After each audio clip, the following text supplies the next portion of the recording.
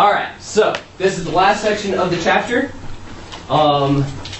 Like with area, we did similar areas, so to finish up, we're going to do similar volumes and surface areas.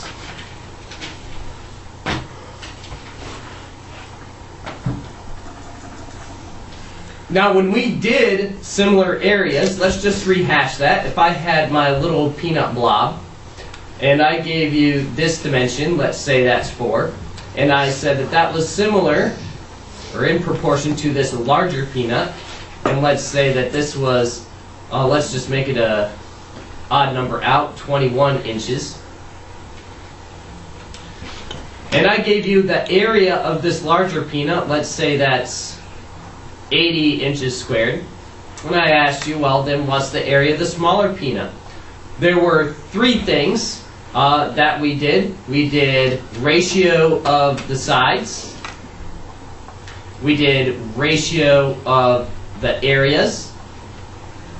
And we did ratio of the perimeters. So this should be familiar to you. The ratio of the sides would be what? 4 over 21.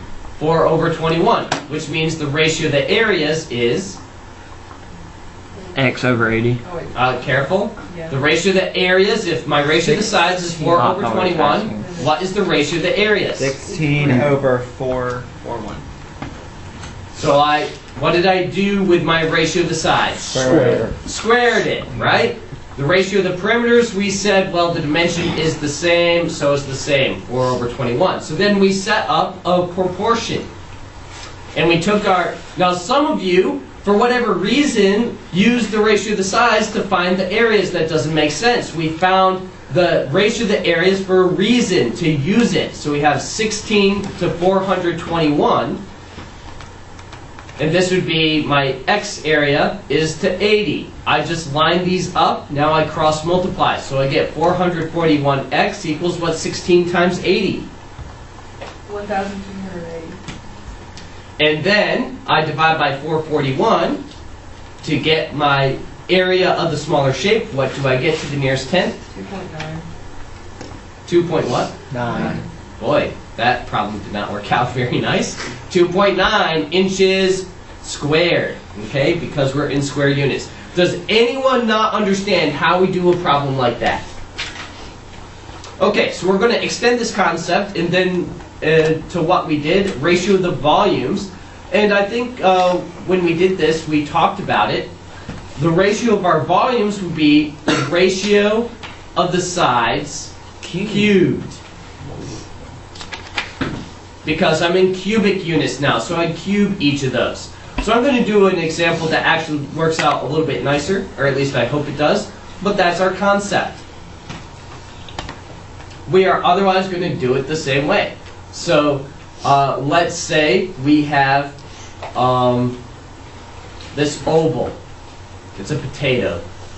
And I know that one dimension of my potato is 2 inches.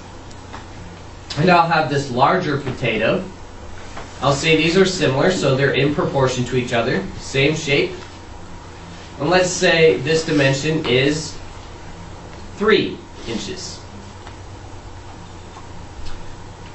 And I'm going to tell you, this volume for this potato is, let's say, 8 cubic inches. And I want to know the volume of this larger potato. Now, you will be asked this on a quiz or something. What are the ratio of the sides? 2 to 3. 2 to 3. Which means the ratio of the perimeters, who remembers? 4 over 9. Careful, this is what 2 I to said.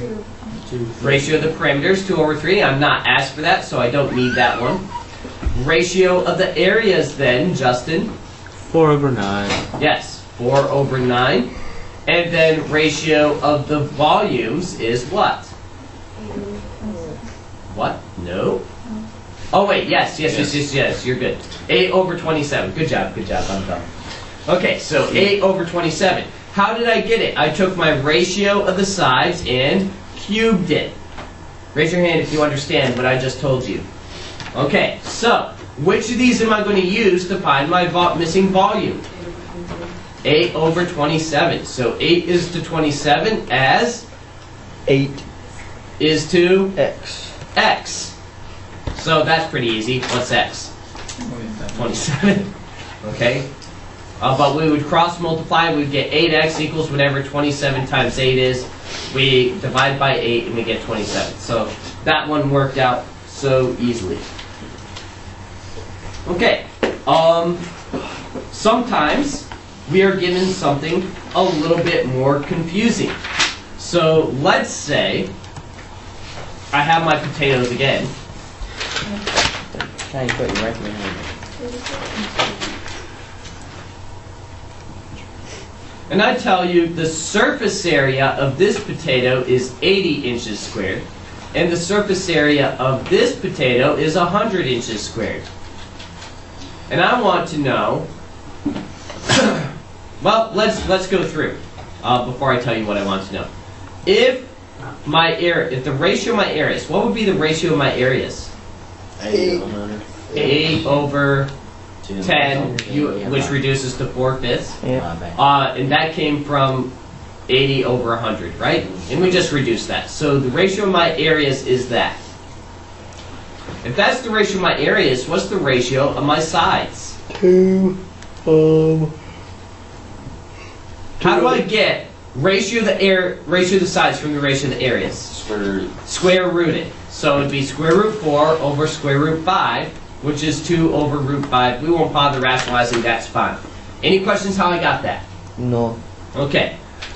If that's the ratio of my sides, what's the ratio of my volumes? What do I need to do to this? Cube it. Cube it. So I get 8 over root 5 cubed. Well, that would be root 5 times root 5 times root 5. That would be 3 root 5s. That doesn't mean 3 root 5. That means I have 5 root 5 at the bottom. To show that, that would be 5 cubed, which is 5 squared times 5, which is 5 root 5. So the ratio of my volumes is 8 over 5 root 5. Oh. Alright, so let's say this volume is, I don't know, 10 inches cubed. Okay, and I want to know this volume from that information. I'm going to set up a proportion, 8 over 5 root 5 equals 10 over x. Cross multiply, 8x, 50 root 5, divide by 8. So 50 root 5 divided by 8. That is my volume for this one. Let's practice real quick using our ratios to find all the other ratios. That's the trick, is getting the right ratio for the problem that you are given. So let's say the ratio of our volumes is 1,000 over 81. Nah, not 81.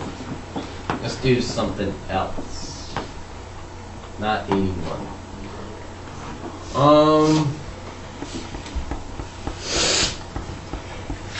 Let's do 27. Why not? If that's the ratio of my volumes, what's the ratio of my sides and the ratio of my areas?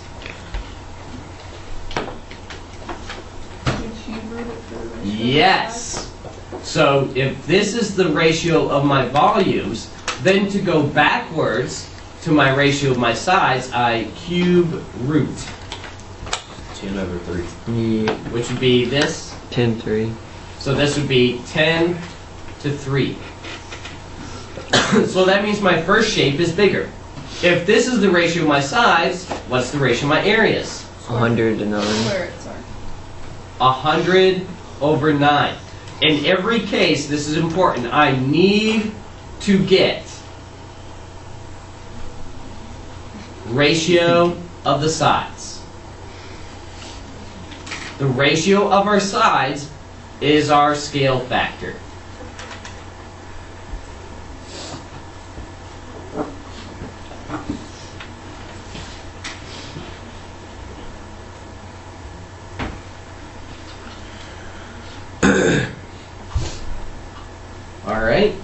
let's see here. Let's say I have, Kane.